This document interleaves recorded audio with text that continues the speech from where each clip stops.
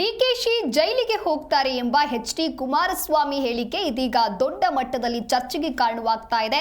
ಇದೇ ವಿಚಾರಕ್ಕೆ ಸಂಬಂಧಪಟ್ಟಂತೆ ಡಿಸಿಎಂ ಡಿಕೆ ಶಿವಕುಮಾರ್ ಹೇಳಿಕೆ ಕೊಟ್ಟಿದ್ದಾರೆ. ಎಚ್.ಡಿ. ಕುಮಾರಸ್ವಾಮಿ ಬಹಳ ಸತ್ಯವಂತರು, ಸತ್ಯವನ್ನೇ ನುಡಿದಿದ್ದಾರೆ.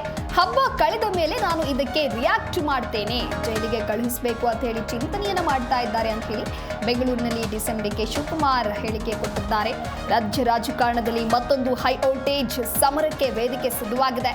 ಮತ್ತೆ ಎಚ್.ಡಿ. ಕುಮಾರಸ್ವಾಮಿ ವರ್ಸಸ್ ಡಿಕೆ ಶಿವಕುಮಾರ್ ಅವರ ಸಮರ ಮುಂದುವರಿತಾ ಇದೆ. ದಿಲ್ಲಿಯಿಂದಲೇ ಡಿಕೆ ಶಿವಕುಮಾರ್ಗೆ ದಾಳ ಉರುಳಿಸಿರುವ ಎಚ್.ಡಿಕೆ ಒಂದು ಬಿಗ್ ಸಂದೇಶವೊಂದನ್ನೇ ರವಾನೆ ಮಾಡಿದ್ದಾರೆ. ಕುಮಾರಸ್ವಾಮಿ ನೀಡಿದಂತಹ ಈ ಒಂದೇ ಒಂದು ಹೇಳಿಕೆ ರಾಜ್ಯ ರಾಜಕಾರಣದಲ್ಲಿ, ಅದರಲ್ಲೂ ಕೂಡ ಡಿಕೆಶಿ ಬಣದಲ್ಲಿ ಅಲ್ಲೋಲ ಕಲ್ಲೋಲವನ್ನೇ ಸೃಷ್ಟಿ ಮಾಡಿದೆ.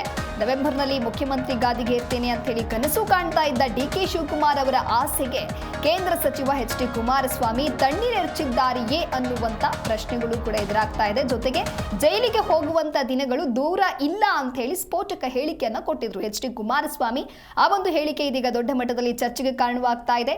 ಈ ಬೆನ್ನಲ್ಲೇ ಡಿಸಿಎಂ ಡಿಕೆ ಶಿವಕುಮಾರ್ ಈ ರೀತಿಯಾದಂತಹ ಹೇಳಿಕೆಯನ್ನ ಕೊಟ್ಟಿದ್ದಾರೆ.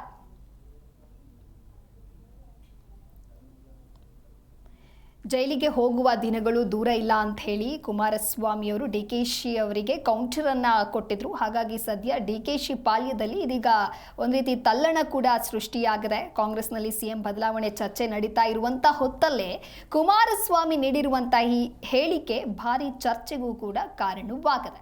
ಡಿಕೆಶಿಯನ್ನ ಜೈಲಿಗೆ ಕಳುಹಿಸೋದಕ್ಕೆ ದಿಲ್ಲಿ ಮಟ್ಟದಲ್ಲಿ ಪ್ಲಾನ್ ಆಗಿದ್ಯಾ? ಡಿಕೆಶಿ ಸಿಎಂ ಕನಸು ಕನಸಾಗಿಯೇ ಉಳಿಯತ್ತಾ?